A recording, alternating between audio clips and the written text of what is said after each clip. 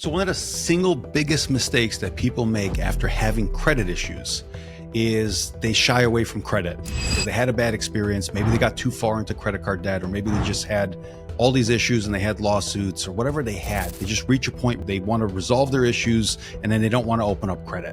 That is a critical mistake because if you do want to ever rebuild your credit, you have to open up credit and you have to open up the right type of credit.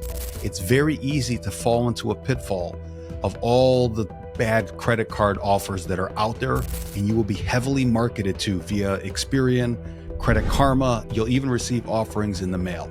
It's a very lucrative space when you're targeting people who've had credit issues because they don't think they can do any bit better.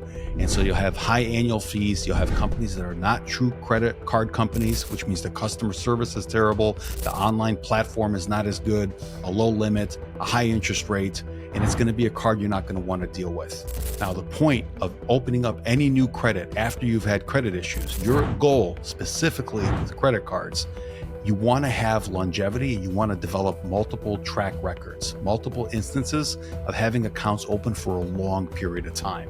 And that's why I recommend you do it with major credit cards and you do it with cards that don't have annual fees, so it's not hard to maintain, it doesn't cost you a lot.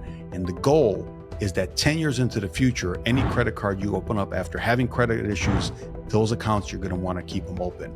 I shot a video before that talks about how many credit cards you want to have open. You can click above here and watch that video. It goes in detail to explain to you how much credit you should have, how many and why, and how to think about it.